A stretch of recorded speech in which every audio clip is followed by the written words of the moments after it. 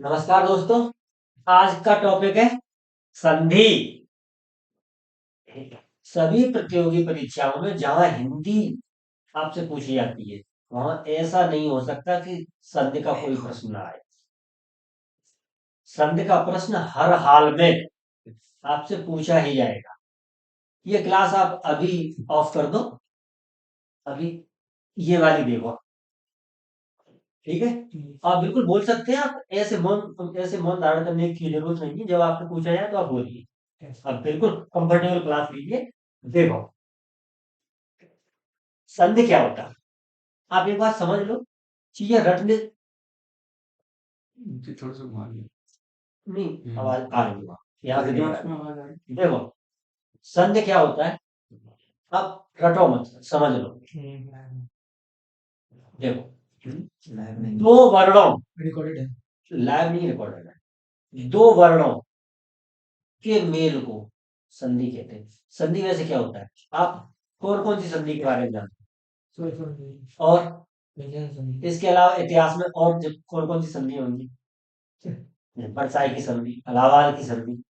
संधि का मतलब क्या होता है? जोड़ना, कॉम्बिनेशन, कॉम्बिनेशन। ये कौन सी संधि? दो वर्णों के मेल से जो विकार उत्पन्न होता है, संधि कहते हैं, वो संधि। तो संधि और समास में फर्क क्या है? समास जब आपको पढ़ाएंगे तब भी बताएंगे, अभी भी आप समझिए। समास में विभक्तियों का लोप होता है। संधि में क्या होता है? दो वर्णों के मेल से कोई विकार उत्पन्न होता है। जैसे ये लिखा है देव आशीष, तो ये बड़ा वाला आ जो है, केवल इसकी मात्रा का यहाँ इस्तेमाल होगा और एक अक्षर घटेगा। यहाँ अक्षर कितने थे? एक, दो, तीन, चार, पांच। और इसमें कितने रह गए? एक, दो, तीन, चार। केवल इसमें दो वर्णों का मेल होता है, उसके उससे जो भी विकार उत्पन्न होता है उसे संधि कहते हैं। जब दो शब्दों को जोड़ा जाता है तो वो संधि होती है। और एक संधियुक्त शब्द को जब अलग अलग विच्छेदित किया जाता है तो उसे संधि विच्छेद बोलते हैं। संधि विच्छेद। ये दो बातें अब आपको समझ में आई। जैसे देव धन आशीष बराबर देवाशीष, ये संधि है। कहा जाए कि देवाशीष का संधि विच्छेद करो, आपने कर दिया। जैसे इसी को यहाँ पहले लिखा हो देवाशीष, इसके बराबर में आपने लिख दिया देव प्लस आशीष। ये क्या है? ये इसका विच्छेद है। संयुक्त शब्द पहले है, उसके बाद बराबर का निशान है, बाद में ये, तो ये विच्छेद है। ये दोनों पहले है, बराबर के बाद फिर संयुक्त शब्द है, तो ये संधि है। संधि और विच्छेद एक दूसरे के अपोजिट। ठीक। संधि आपकी समझ में आई? दो वर्णों के मेल से जो विकार उत्पन्न होता है उसको संधि कहते हैं। एक चीज। संधि तीन प्रकार की होती है। एक स्वर संधि, दूसरी व्यंजन संधि और तीसरी विसर्ग संधि। तो आप समझ रहे होंगे स्वर संधि का मतलब ये है कि स्वरों में ही संधियां होंगी। उस शब्द का अंतिम वर्ण स्वर, दूसरे शब्द का प्रथम वर्ण स्वर, कंपल्सरी है। स्वर संधि है, जब संधि का नाम ही स्वर संधि है तो पहला जो वर्ण है वो स्वर पे खत्म हो और दूसरा जो शब्द है वो स्वर से शुरू हो। दो शब्दों में, जैसे दो शब्द है, जैसे ये है देव, अब आप कहेंगे साहब इसमें स्वर कहाँ है? स्वर में आया। जैसे आपको बताए, ये अगर ऐसे लिखा है वो, तब ये केवल व्यंजन लिखा है तो हलंत नहीं है, तब इसमें छोटा अ तो माना ही आएगा। और ये तो स्वर है ही। स्वर संधि कब होगी? जब जो पहला शब्द है वो स्वर पे खत्म हो और दूसरा शब्द है वो स्वर से शुरू हो, वो तो स्वर संधि। व्यंजन संधि का मतलब ये है कि कम से कम एक, या तो पहला वर्ण, जो पहला शब्द है वो व्यंजन पे खत्म हो, या दूसरा शब्द है वो व्यंजन से शुरू हो, या दोनों, पहला व्यंजन पे खत्म हो और दूसरा व्यंजन से शुरू हो। अगर कहीं एक व्यंजन हमें मिलता है तो व्यंजन संधि होगी। और विसर्ग संधि का मतलब ये है कि जो पहला उसमें किसी शब्द कि पहले तो व्यंजन होगा नहीं है विसर्ग, तो ऐसा कोई भी शब्द जो विसर्ग पर खत्म होता है, जो प्रथम शब्द, इसके लिए ये जरूरी है कि जो पहला वाला शब्द है उसका उसके अंत में विसर्ग हो, फिर कोई दूसरा शब्द हो, तो विसर्ग संधि होगी। आप समझ पा रहे हो क्या नहीं? इनके लिए जरूरी क्या है? स्वर संधि के लिए जरूरी ये है कि दोनों पहले अक्षर का अंतिम वर्ण, मतलब पहले शब्द का, सॉरी, पहले शब्द का अंतिम वर्ण और दूसरे शब्द का प्रथम वर्ण, ये दोनों स्वर हो तो ही स्वर संधि होगी। व्यंजन संधि में यह है कि कम से कम एक या तो पहले शब्द का अंतिम वर्ण व्यंजन हो, या अब पहले शब्द का अंतिम वर्ण व्यंजन कब होगा? जब उसमें हलंत लगा होगा। पहले शब्द का अंतिम वर्ण व्यंजन कब हो पाएगा? अगर उस पर हलंत नहीं है तब उसमें छोटा आ मान लिया जाएगा। कोई और मात्रा है तो वो स्वर है ही।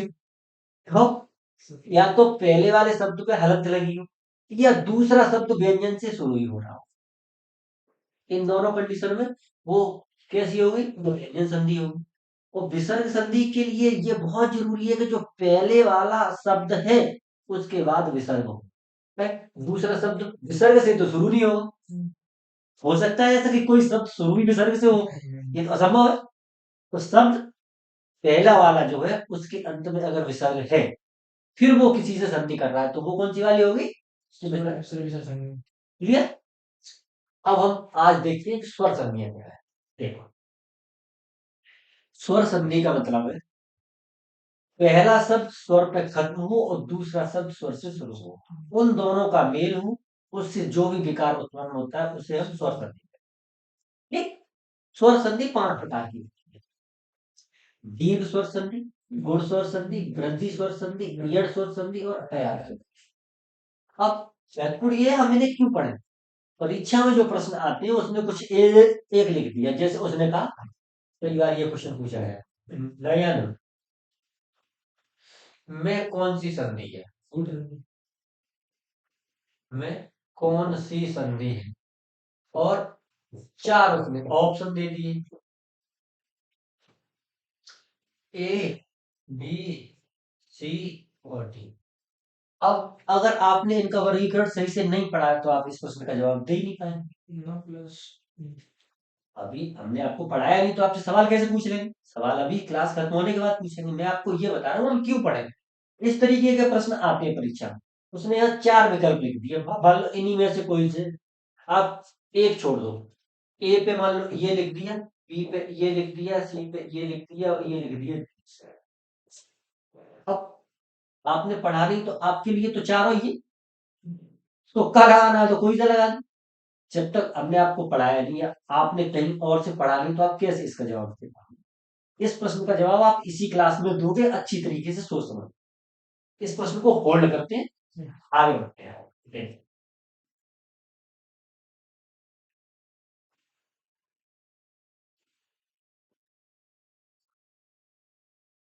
ये है आपका, अरे चल बैठ जा भाई, देखो, तो हम एक एक करके शुरू करते हैं। पहले करते हैं दीर्घ संधि। देखो दीर्घ संधि क्या है?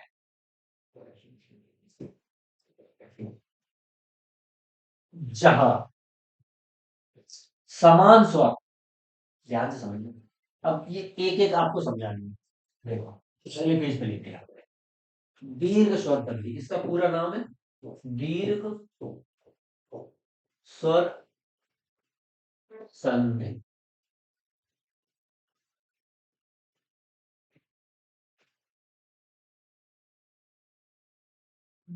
इसकी जो परिभाषा है वो ये है कि जब दोनों समान स्वर होते हैं, तो वो चाहे ह्रस्व हो चाहे दीर्घ हो, उनका परिणाम दीर्घ आता है। जब दो समान स्वरों का मेल होता है तो वो चाहे दोनों ह्रस्व हो चाहे उनमें एक ह्रस्व हो चाहे दोनों दीर्घ हो, चारों कंडीशंस में उसका जो योग आता है वो दीर्घ ही आता है। इसलिए इसे दीर्घ संधि कहते हैं। ये तो रही किताबी भाषा, लेकिन समझ में कुछ नहीं आया। क्या ह्रस्व क्या दीर्घ, आया कुछ समझ में? नहीं आया, ऊपर से निकल। अब आएगा समझ में। जैसे छोटा अ और इसके साथ छोटा अ, तब इसका उत्तर क्या आएगा? हाँ। पहले वाला छोटा, दूसरे वाला बड़ा, फिर इसका उत्तर क्या आएगा? आ। पहले वाला बड़ा, दूसरा वाला छोटा, अब इसका उत्तर क्या आएगा? आ। पहले वाला बड़ा, दूसरे वाला बड़ा, अब इसका उत्तर क्या आएगा? बड़ा। जब हम स्वरों का वर्गीकरण पढ़ रहे थे तब उसमें आपने हस और दीर्घ पढ़े थे। हस में कौन से थे? चार थे, छोटा अ, छोटी ई, छोटा उ और रे। ये बाकी सब कैसे थे? दीर्घ थे। कहने का अर्थ ये है कि चाहे हासु स्वर के साथ दीर्घ मिले, चाहे दीर्घ के साथ दीर्घ मिले, लेकिन समान स्वर है। शर्त इसकी क्या है? स्वर असमान नहीं, आ से ई नहीं मिल सकती। ई से ई मिलेगी, आ से आ मिलेगा, ऊ से उ मिलेगा। अगर समान स्वर है तो इसका जो परिणाम होगा वो दीर्घ स्वर के रूप में आएगा, इसीलिए इसे दीर्घ स्वर संधि। सारा समझ? देखो उदाहरण, जैसे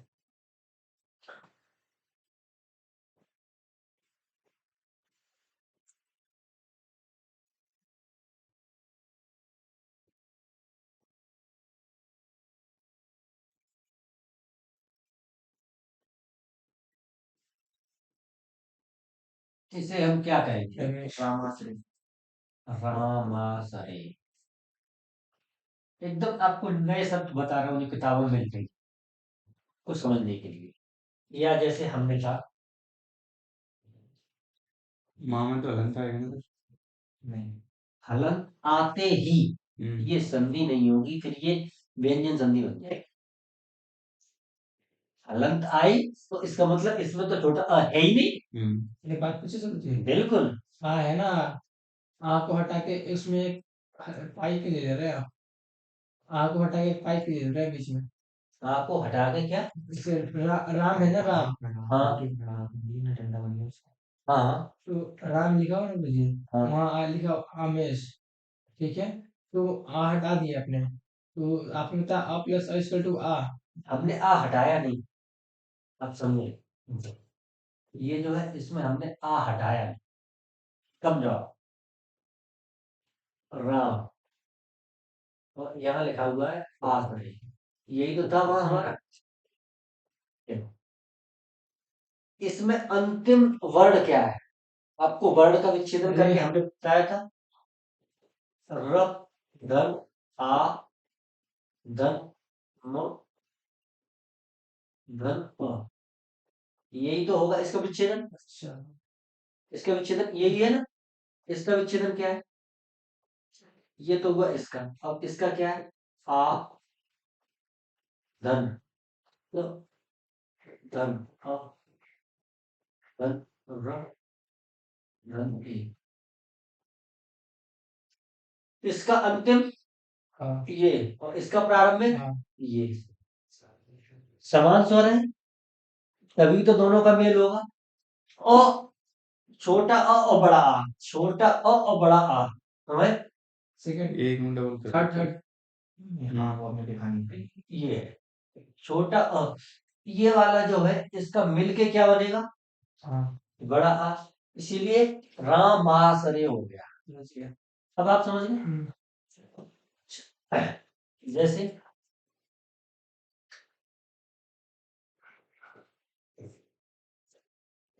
वेद, धन, ईस, ये क्या बनेगा? विदेश, विदेश। अब इसमें कौन सी मात्रा लगेगी? बड़ी, बड़ी, क्योंकि ये दीर्घ संधि है, इसमें तो बड़ी ही लगेगी। विदेश। ठीक, आ रहा समझ में? चलो इस सबको क्लियर करो। अब और उदाहरण इसके बताओ। चलो पुस्तकालय, पुस्तक, पुस्तक, रसालय, धन, आलय, पुस्तकालय।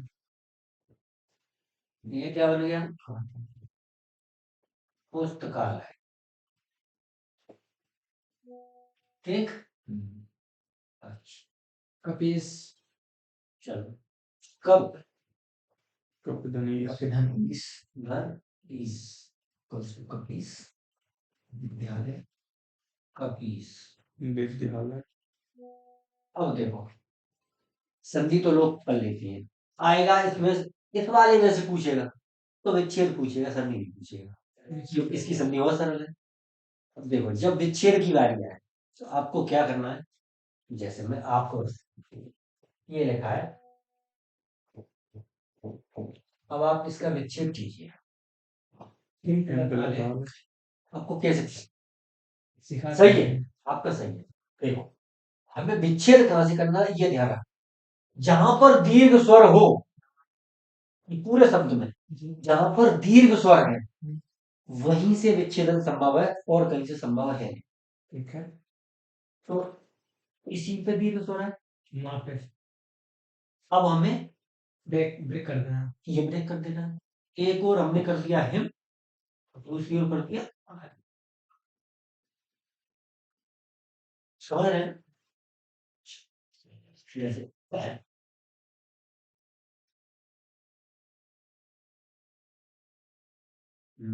क्या था।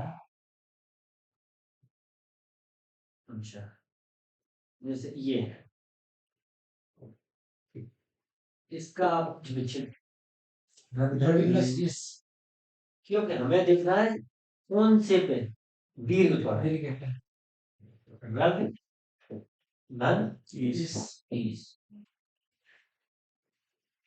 सारा समझ। जी। चल, ये क्या थी हमारी दीर्घ स्वर संधि। दीर्घ स्वर संधि का मतलब ये है कि दोनों समान वर्ण हो। इससे मतलब नहीं को छोटा इधर है कि छोटा इधर है, दोनों ओर बड़े हो तब भी बड़ा होगा, दोनों ओर छोटे हो तब भी बड़ा होगा, एक और छोटा एक और बड़ा हो तब भी बड़ा होगा, इधर बड़ा हो इधर छोटा हो, चारों कंडीशन में आएगा दीर्घ यानी बड़ा। दो समान वर्ण, एक से वर्ण होने चाहिए सजाती वर्ण, जैसे आ के साथ आ, ई के साथ ई, ऊ के साथ ऊ। ऐसा नहीं है कि आ के साथ ऊ जोड़ दो तो कोई और संधि हो जाएगी, वो जब आएगी तब आपको बताएगी। इसमें क्या है, समान स्वर होने चाहिए, आ के साथ आ, ई के साथ ई, ऊ के साथ ऊ। जब समान स्वर है फिर वो जब भी संयुक्त होंगे तो दीर्घ ही बनेंगे, चाहे पहले वाला छोटा हो चाहे दूसरा छोटा हो, लेकिन आएगा बड़ा। ये इसीलिए इसका नाम है दीर्घ स्वर संधि। संधि होगी ये दीर्घ ही बनेगा। ठीक, देखो अब आई आपकी दूसरी, दूसरी कौन सी है, गुण संधि। गुण, अब ये वाली संधि, ये सारी संधि से पहले आप एक बार, मैं एक प्रकार से वर्णमाला को लिख रहा हूं, आप उसे ध्यान से समझो। ऑफिशियली कहीं ऐसा लिखा नहीं। अब मैं जो कर रहा हूँ वो सिर्फ आपको समझाने के लिए, और जो लोग ऑनलाइन क्लास लेंगे उन्हें समझाने के लिए एक एक प्रयोग है, आप समझो। और इसके साथ आ, ठीक, ए, सी प्लस ई, ओ। ई, ओ, ऊ, ठीक है। और रे,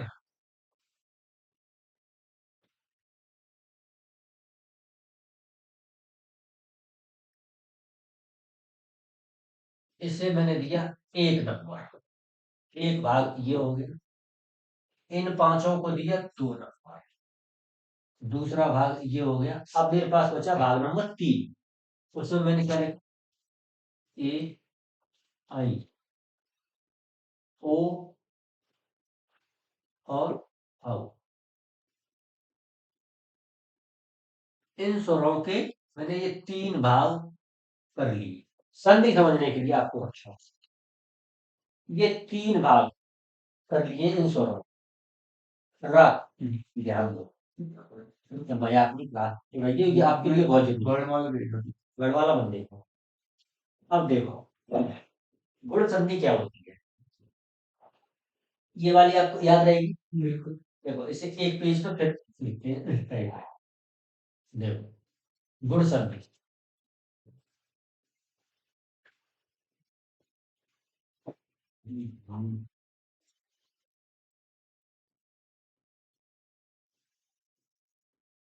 गुण संधि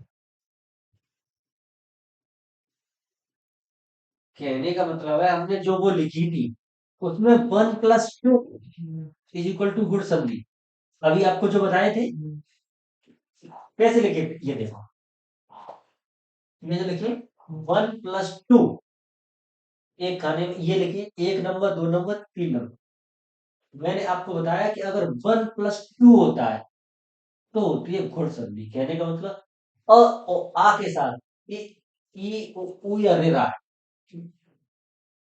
भाषा तो यही रहेगी। हाँ इसके मैंने ये ब्लॉक क्यों बनाए हैं? ब्लॉक नंबर 1, 2 और ये 3, ये आपको समझाने के लिए बनाए। अनऑफिशियल है, ऐसा किसी व्याकरण की किताब में तो है नहीं। ये आपको समझाने के लिए बनाया है। एक खंड ये, एक ये, एक ये। अगर आपको संधि समझनी है तो ये याद रखना, इससे आप कभी भूलेंगे नहीं।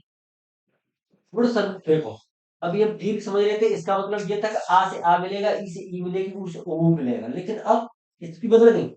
अब अ या आ से ई या ई ऊ या ऋण मिलेगा। और इस कंडीशन में क्या होगा? गुण संधि होगी।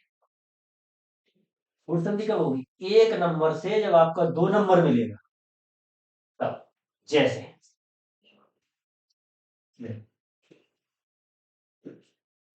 अ या आ के बाद,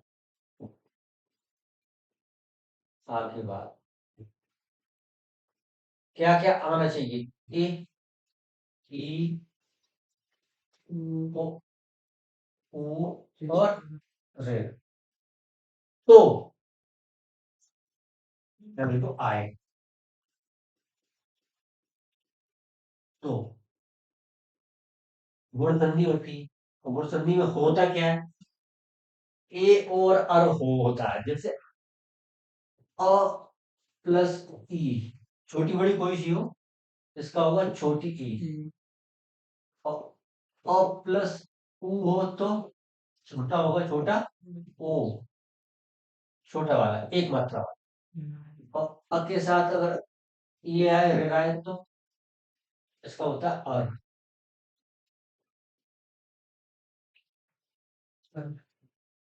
तीन ही चीजें होती हैं, ए ओ अर।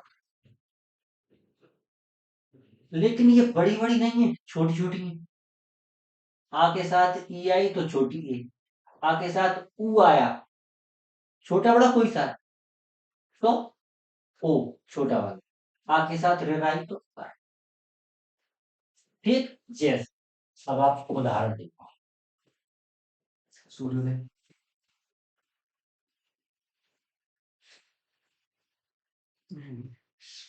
ये क्या हुआ? रमेश, देखो ये क्या है? आ, ये क्या है? ई ई। इन दोनों का मिलके क्या बनना है? ए बनना है।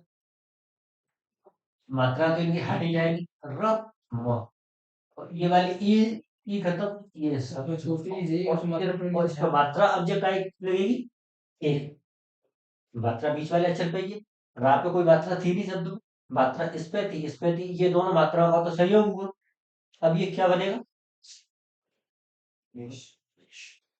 वहाँ पर ई प्लस आ प्लस ई है ना। छोटा बड़ा कोई भी हो, मैंने कहा छोटा हो चाहे बड़ा, अच्छा ठीक है। दीर्घ लघु कोई सा हो, यही रहे। देखो चाहे छोटा हो चाहे बड़ा हो, उससे कोई फर्क नहीं पड़ता। देखो अब है जैसे महाधन इंद्र, ये क्या बनेगा? पहल महीन महेंद्र। खोज महात्मा खोज। अच्छा, महा प्लस औज। हम्म। तो ओ से अगर आप शुरू करेंगे, ओ से, तो वो दूसरी संधि में लगाएंगे। महा प्लस ओ इसका उदाहरण देंगे। इसमें केवल ऊ तक है। राघव प्रचार कर दो। महोत्सव आएगा। आप राघव प्रचार कर दो। राघव प्रचार। राघव, राघव प्रचार। जैसे राघोपचार। हाँ। कैसे? रा, राग प्लस उपचार। घ, तो राघव। राघव राघव। अच्छा, राग, राग प्लस उपचार। तो देखो ओ, ओ, ये बराबर ओ होगा ये। राग उपचार। तो ये क्या हो जाएगा? रा गो पचार। ठीक। जैसे महाधन उत्सव, महोत्सव। ये क्या होगा? महोत्सव। महोत्सव। अब ये बताओ, महोत्सव में, महोत्सव ये बताओ महोत्सव में एक मात्रा रहेगी कि दो है? एक। अगर कहीं ये सही करने को आए तो अब आप सही कर लोगे। बिल्कुल। जैसे बर्तनी में आए कि कोई महोत्सव को दो मात्रा इस पर लगा दे, महोत्सव कर दे, तो आप उसे सही मानेंगे कि गलत? गलत है, डबल मार्किंग गलत है ये, क्यों? उसका तो विच्छेदन ही नहीं होगा। अच्छा, जैसे इसके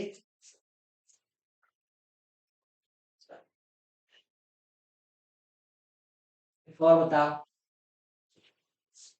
ये वाला आपने लिखा महा प्लस ऋषि, इस, ये क्या हो? महर्षि। देखो इतना तो रहना है, और इसमें संयोग कितने में होना है, कितने में होना है? तो वह और बनेगा तो ऐसे लिखेंगे आप इसे, महर्षि। है? आ रहा है समझ में? अच्छे से आप समझ पा रहे हैं? कहने का मतलब ये है, सबसे पहले हमने क्या पढ़ी? दीर्घ स्वर पढ़ी। उसका मतलब क्या क्या था? समान स्वर, समान स्वर सजाती, आ के साथ आ, ई के साथ ऊ, ई के साथ ई, तो क्या होगा? वो बड़ा। दीर्घ बन जाएगा या बड़ा बन जाएगा, वो हो गई हमारी दीर्घ संधि। गुण संधि में क्या होता है? अ या आ के साथ ई ऊ या ऋण आए, हमने जो कॉलम बनाए थे, एक नंबर के बाद दो नंबर आए, ऐसा नहीं है कि दो के बाद एक आए, आपको ध्यान रखना है। अ या आ के बाद ही, आ के बाद ऊ ई या ऋण आए, तभी गुण संधि होगी। अब आपको इसके विच्छेदन और करने हैं। ये तो था इसका, देखो आप इसके विच्छेदन करोगे, जैसे मैं आपको दो चार शब्द देता हूँ, सुन के आप करो विच्छेदन गुण संधि के, फिर आपको पता लगेगा। जैसे एक ये है,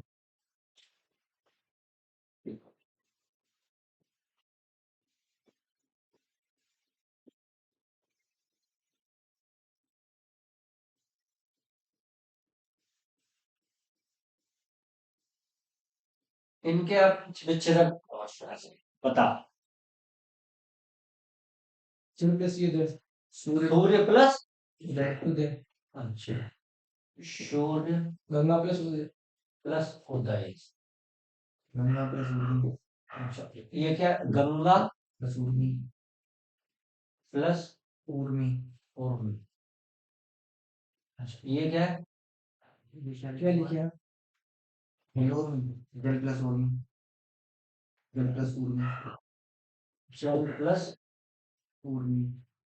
उर्मी है। देखो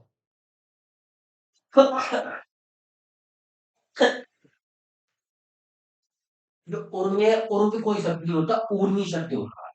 तो ये जो है, इसमें बड़े ऊ की मात्रा लगेगी बस, बाकी आपका सब सही है।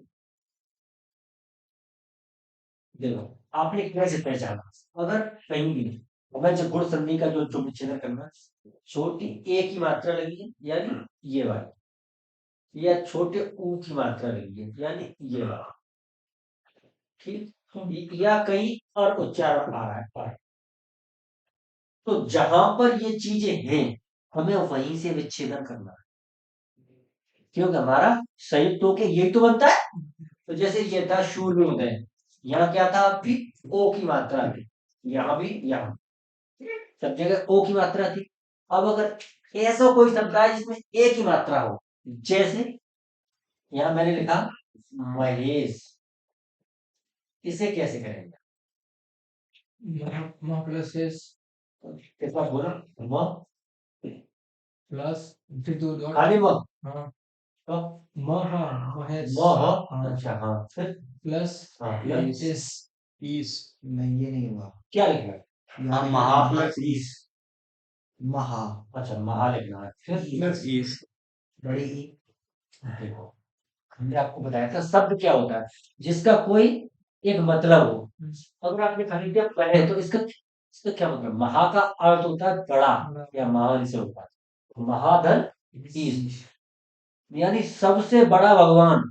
तो ये महेश किसका पर्यायवाची है? शंकर जी का।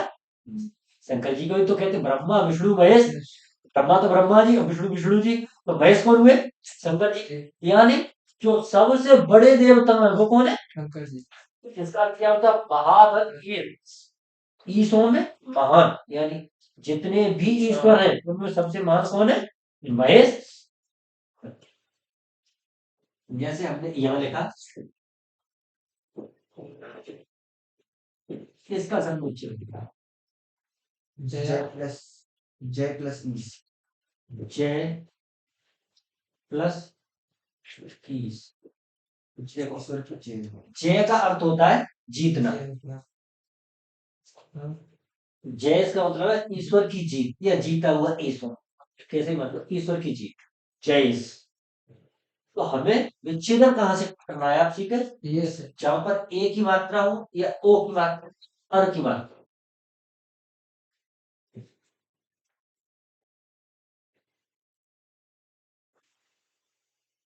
ये क्या थी हमारी? ये थी गुण संधि। गुण संधि। अब कौन सी की बारी? एक संधि। तो हमने अभी क्या पढ़ा? और आ के साथ मतलब पहले नंबर वाले के साथ दूसरे वाले को जोड़ा, इतना ही तो था। अब अगर हम पहले के साथ इसे जोड़े तीसरे वाले को, तो क्या होगा? जब जैसे ही हम फर्स्ट के साथ थर्ड वाले को जोड़ेंगे तो क्या परिवर्तन आएंगे? देखो,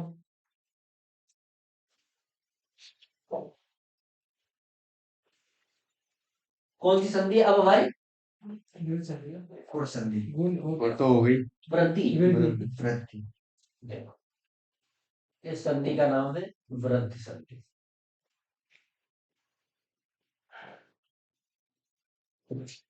फिर बोलो तो क्या होता है इसमें? आपकी भाषा में एक के साथ हमें जोड़ना है तीन, एक के साथ तीन। तीन, लेकिन यहाँ ये तो लिख सकते हैं अ या आ के बाद। ये डेफिनेशन आप नोट भी कर सकते हैं, ये आप क्लास में देख लेना के बाद। तीन नंबर में क्या था? ए आई ओ, इतना ही तो। ए आई ओ, कितना ही तो। ए आई ओ और औ आए, तो क्या होगा? विसर्धी संधि होगी। कैसे? तो इसका होता क्या है? बड़ी ए और बड़ा औ में चेंज होते हैं। अ के बाद अ प्लस ए, ये बनेगी बड़ी। अब ये किसी भी कंडीशन में हो, जैसे अ छोटा हो ए बड़ी हो, तब भी ये बड़ी ए ही बनेगी। इसमें हर हाल में ये बड़ी ही रहेगी। जैसे ये बड़ा हो और ये छोटी हो, तब भी ये बड़ी ही बनेगी। और दोनों बड़े हो, समझ रहे हैं आप मैं क्या कह रहा हूं? तब भी ये बड़ी ही बनेगी। ठीक। और आ के साथ अगर औ आएगा, छोटा बड़ा कोई सा, तब भी औ बनेगा बड़ा। जैसे अ प्लस ओ, छोटा वाला आए, तब भी ये क्या बनेगा? औ। आ बड़ा हुआ, ये छोटा हुआ, तब भी ये औ रहेगा। ठीक है। अ छोटा हुआ, ये बड़ा हुआ, तब भी ये औ रहेगा। और दोनों बड़े हुए, तब भी ये यही रहे। ठीक। वृद्धि का अर्थ है सब बड़े ही होंगे, या तो बड़ी ए या बड़ा औ। उसमें क्या था? ए भी छोटी थी और ओ भी छोटा था। गुण संधि में क्या था? एक नंबर का संयोग दो नंबर से हुआ तो या तो छोटी ए बनी या छोटा ओ बना। देखो कंफ्यूजिंग तो है। अगर एक नंबर यानी छोटे आ या बड़े आ का संयोग ई या ऊ से होगा, किसी से, छोटी बड़ी किसी से भी, तो क्या होगा? या तो छोटी ए बनेगी या छोटा ओ बनेगा। ये था गुण, गुण संधि। अब हम कहां पहुंचे? वृद्ध संधि। इसका मतलब क्या है कि आ का संयोग ए से होगा तो ए ही बनेगी, लेकिन बड़ी वाली बनेगी। ए से 3 संबंध बनेगा तो बराबर। आ का संयोग ओ से होगा तो औ बनेगा, कौन सा? ये बड़ा वाला। ठीक है। देखो कैसे अब आप उदाहरण, हाँ आप कुछ बोल रहे थे, माहौल क्या क्या बोल रहे थे, तो आपका हाँ। उदाहरण अब आएगा। महाधनोज। ये काय का उदाहरण है आपका, ये वृद्धि संधि का है। जैसे मैंने लिखा है एक धन एक, एकाएक एक और एक कितने होते हैं, बिल्कुल मुहावरे में होते हैं एक और एक 11, हम्म। एक और एक 11 कहाँ होते हैं, मुहावरे मुहावरे में। पर ये संधि के संधि में नहीं होते।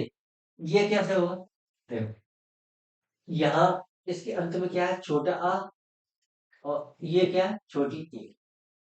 क्या बनेगा इसका, इसका क्या बनेगा, बड़ा है। ये बनेगा। तो ए, इसको दो मात्रा लिखनी है ना? एक, एक का एक आया समझ?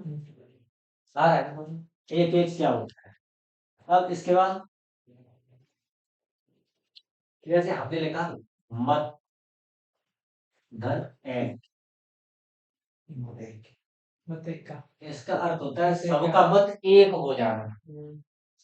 इसको कैसे करेंगे, देखो यहाँ पे छोटा ए, तो यहाँ पे ए कौन सी है, बड़ी वाली है कि नहीं, तब भी ये तो बड़ी बनेगी। तो मत एक,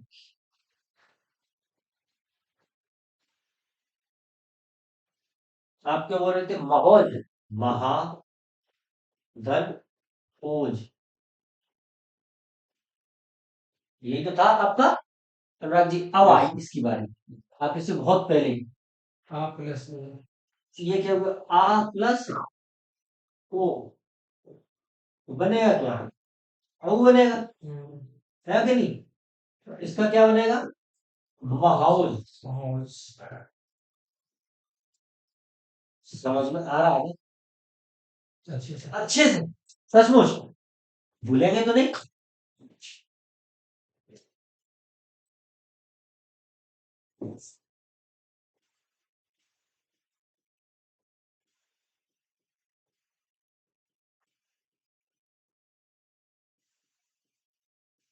इसका क्या होगा, औषधि ऑलमोस्ट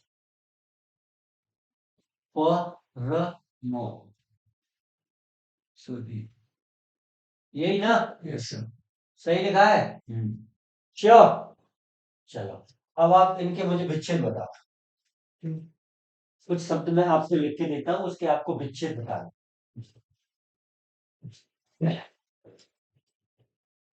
एक है ये,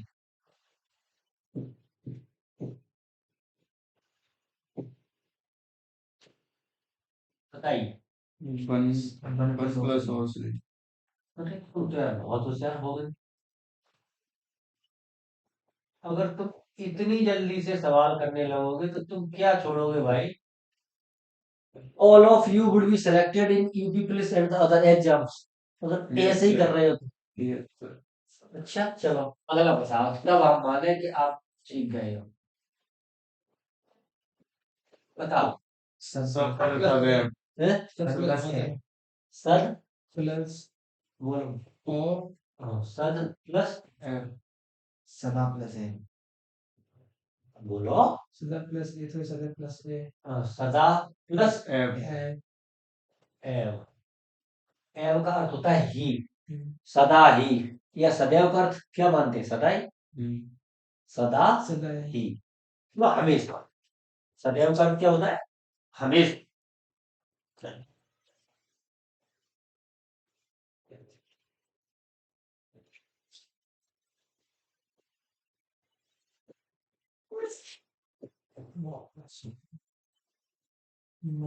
इसका बताओ। हाँ महाऐश्वरी।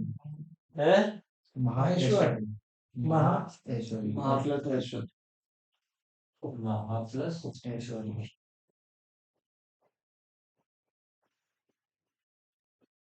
ऐश्वरी मतलब आनंद। अच्छा एक शब्द में लिखता हूँ, इसका बताओ अगर तुम सीख ही गए हो तो। बुध प्लस अनुराग जी, भू प्लस उत्तम। संधि कौन सी है, संधि है इसमें प्लस ओ इसमें तो दीर्घ संधि दीर्घ दीर्घ संधि संधि होगा। है हैं? दीर्घ संधि है दीर्घ संधि हो। ओह क्या होगा इसका? भू प्लस प्लस उत्तम छोटा भू भू प्लस प्लस ऊ उत्तम उत्तम। इसका मतलब है आप सीख रहे हो, क्योंकि आप वृद्धि संधि पढ़ रहे थे, अचानक से आपको दीर्घ संधि का पूछ लिया गया और आपने सही बताया। इसका मतलब सीख रहे। और कुछ इसमें पूछ रहा है? आगे बढ़े, बड़े आगे से सर आगे बढ़े। अब कौन सी इसके बाद? सेकंड लास्ट बची हुई फिर यड स्वर संधि है। अच्छा यड़, यड़ भी आपको पढ़ानी है दो तो इसे मिटा ही देना। और कौन सा था आपका? इसे भी मिटाओ। और कौन सा था? ये था। यहाँ पहुंच गए हम लोग, हैं? यड़ संधि। अच्छा तो हमने आपको तीन भाग बताए थे, एक दो, एक दो तीन। अब उसमें यड़ संधि क्या है आपको पता है? यड़ संधि का मतलब है हमने एक नंबर से तो सबकी संधि कर ली। आगे अब एक बार सोचते हैं कि शुरू करें दो नंबर से, है? दो तीन तो देखो, दो नंबर हो पहले, अभी मैं आपको ये समझा रहा हूं। दो नंबर हो पहले के बाद या तो एक हो या हो तीन। दो नंबर के बाद चाहे एक आए चाहे आए तीन, तो क्या होता है? ई का य होता है, ऊ का व होता है और इनका क्या होता है? य व र। यह इसमें कहीं लाभ नहीं बता रहे, ये आप समझो। ये क्या होती है, बहुत ध्यान से समझना। ये आपको याद है? फर्स्ट सेकंड थर्ड याद है ना? ये अड़सठ।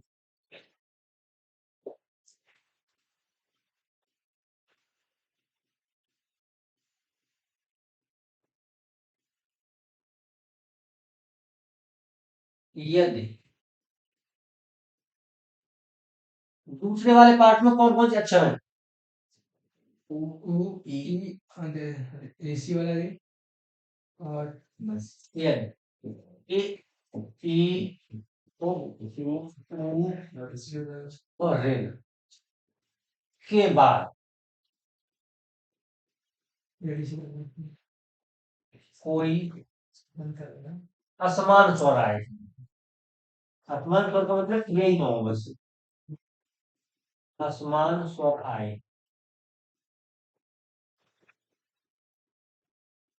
तो ई का या ई का, इन दोनों का क्या होता है? य। ओ और ऊ का क्या होता है? या के बाद कौन सा अक्षर आता है? और रेल का क्या होता है? हो जाता है। ये इसकी परिभाषा है, ध्यान से समझना। यदि ओ रेल के बाद कोई असमान स्वर आए तो ई का य, ऊ का ओ, और रेल का र। हाँ प्रभात, नोट्स में देख के चेक करना, यहाँ समझ नहीं रहे। नहीं समझ। इधर ध्यान दो, नोट्स तो लिखे रखे हैं, किताबें सब पे हैं, फिर आप क्यों नहीं सीख पा रहे? अगर आप यहाँ ध्यान दोगे तो आप कीजिए, फोकस ही है। अब इसमें क्या आपकी समझ में आ रहा है? उदाहरण आपको यहाँ देखो, आपकी भाषा में जैसे हमने एक दो तीन खंड किए, तो मतलब दो नंबर पे जो पहला अक्षर है वो दो नंबर पे खत्म हो, फिर उसके बाद असमान स्वर हो, मतलब ई के बाद ई ना हो, ऊ के बाद ऊ ना हो, समान स्वर ना हो। क्योंकि समान हुआ तो वो बन जाएगी दीर्घ। समान हुआ तो सबसे पहले वाली, और इनके बाद समान ना हो, असमान स्वर हो तो यड़ बन। यड़ बनने की कंडीशन ही ये है कि जो फर्स्ट शब्द है वो ई ऊ या ऋण पे खत्म हो रहा हो। पहला वाला शब्द है वो खत्म कहाँ होगा? ई ऊ या ऋण पे, फिर इसके बाद स्वर ही फिर शुरू होगा। आप समझ गए ना कंडीशन क्या है? पहला जो है वो ई ऊ या ऋण पे खत्म होगा। उदाहरण देख,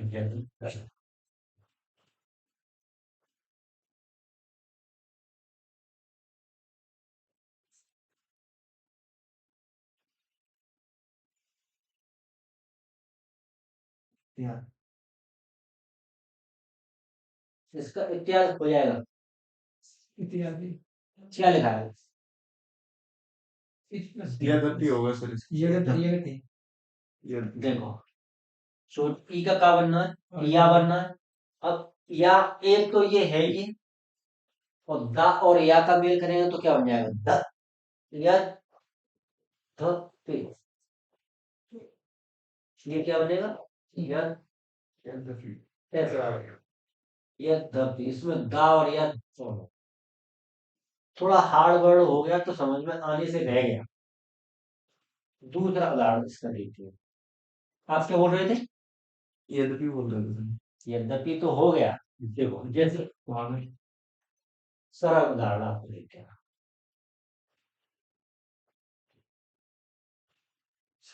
इत्यादि इत्यादि अब इत प्लस आदि इसका क्या बनना है? छोटी ई का या बनना है। तो इसमें या तो आना ही आना है। इत्यादि। ठीक। यस देखो यहाँ भी या आया, यहाँ भी या आया, तो यहाँ ई या ई होगी सबसे अंत में। और अगर वो आएगा तो क्या होगा? ऊ होगा। जैसे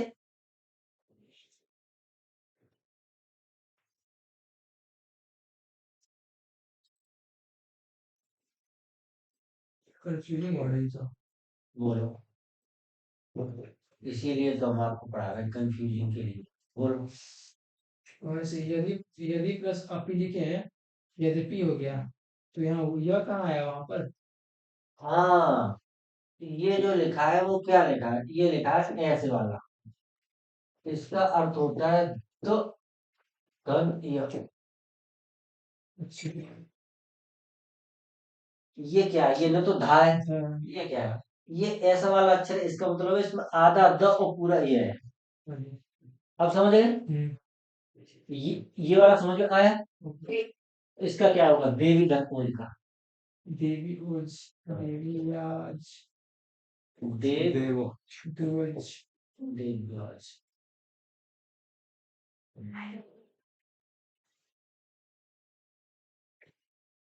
मुझे लग रहा है ये कितने मिनट की हुई क्लास? वो भी 45 चलो रुको, अब एक इसे और बची है, वो भी पढ़ा 50 मिनट हो नहीं पाएगी इसमें। अभी एक और बची है, उसके लिए मुझे लग रहा है अलग से उसे जो पढ़ाया बहुत ज्यादा हो गया। ये दोनों आपको कल से रिपीट करा, ओवर होने लगी। आपने 3 समझ ली, इतनी बहुत है। वो अच्छे से समझ ली। अब जाएगी तो ओवरडोज होगी। तो इसलिए अगली क्लास में एक ही में सबको, एक ही में पूरा सिलेबस नहीं दे सकते ना। बिल्कुल तो जय हिंद।